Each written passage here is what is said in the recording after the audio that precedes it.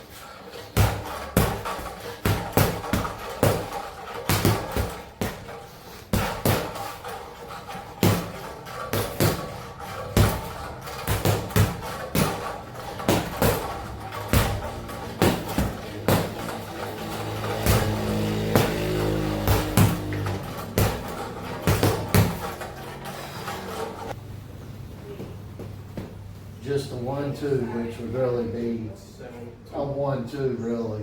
It would be a 1-2, even on the Willie system, instead of a 7. Because you're going to lead it out, right? They're both going to be crosses. Dig in on it there.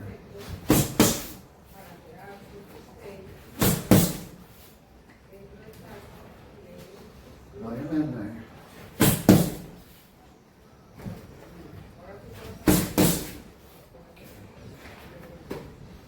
Now we're going to do the 1-2, man, and then hook. I'll try to get it up there. It's going to be a body hook. You're going to drive them up, and then bam. And you're going to be known as a finisher to the body, more so than a lot of guys.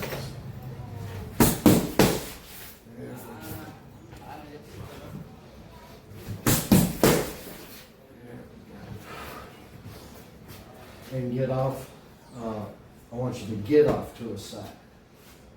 Okay. Whichever side you want to go to. You ready?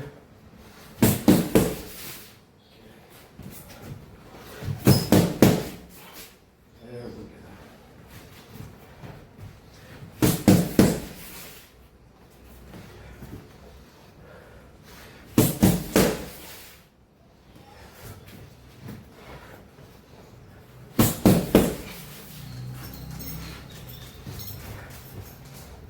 They're just so heavy. It's great. I love it. Now I'm going to try to do the 1-2 and get up to the hook on the other side. I'm going to throw that right hook in.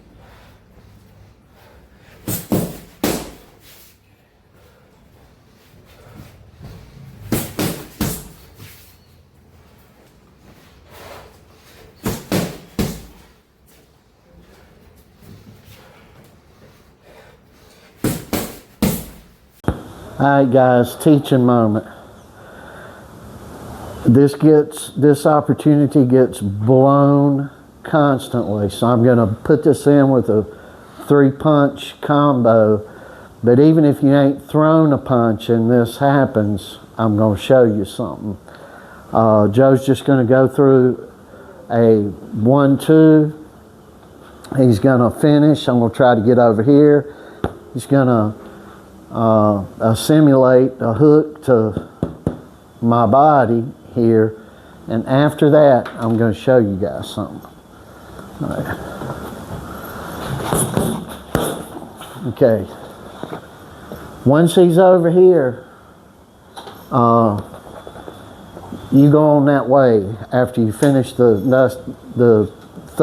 you finish that left hook, you just step out of the sight, and I'm going to show. Okay. See what he's got right here? Right? Generally, you're going to have that. If Joe's standing right here, you can just come back in here so you're in the shot.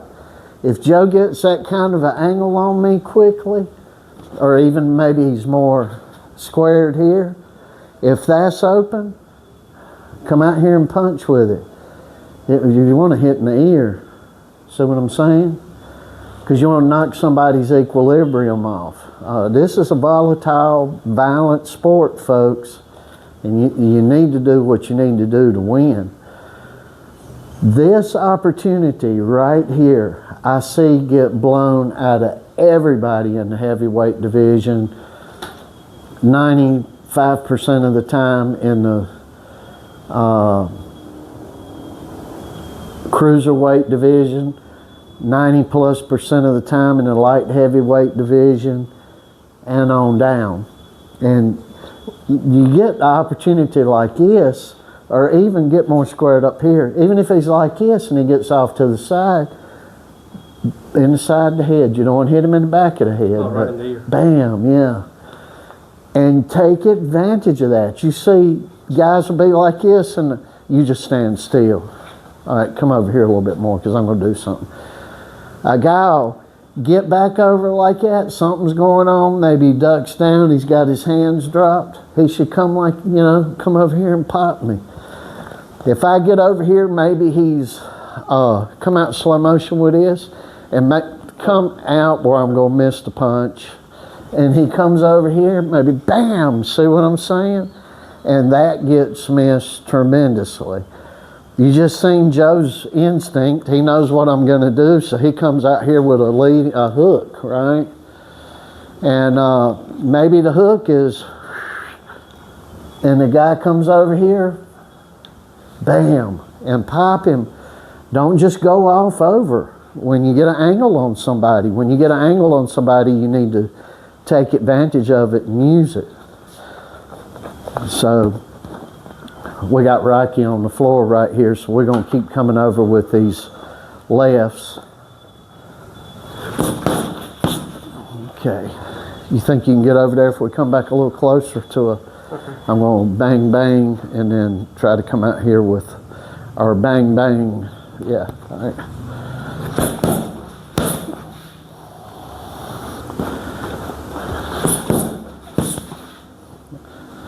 I'm not holding these pads very well, and I'm uncoordinated and damn near 100 years old and outlived 3 vampires. Alright guys, I'm going to show you something else too.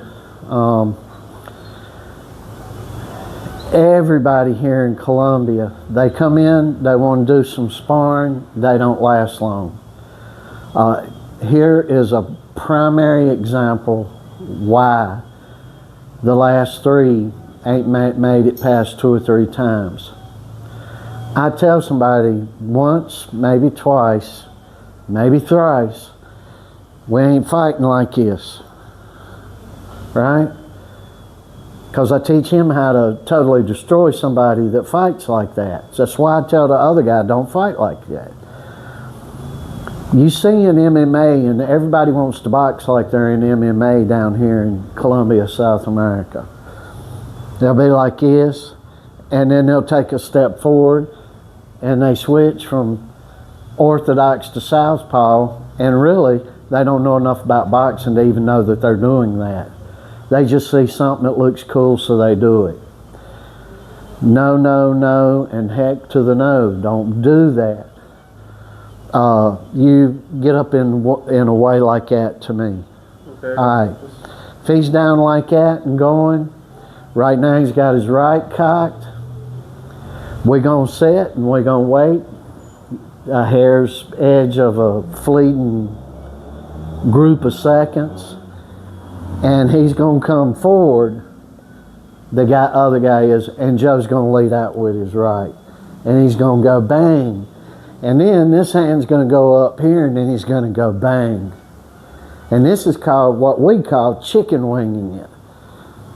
And a lot of people are taught, well, you can't do that, you're open. Well, good luck. Good luck with that. Bam, you know, good luck.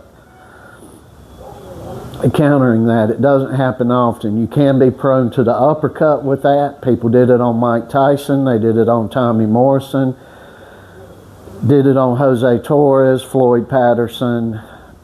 It's going to be something prone with any style that you use where you combat something to it. But like, get up like that again. All right, now take a step forward, and what you're going to do is change southpaw, right? And see what's happening there. And I got Joe instructed, you just come out with that left, right? And really get back up in like that. I'll have Joe just, he's got a strong jab. So I have, maybe he just jabs somebody. But if they're stepping through in transition, bam. I tell them lead out with that right. Or lead out if they're in more of an orthodox thing, lead out with that right. Before they even do it, because you can time that out. It's a ridiculous way. You can't do that.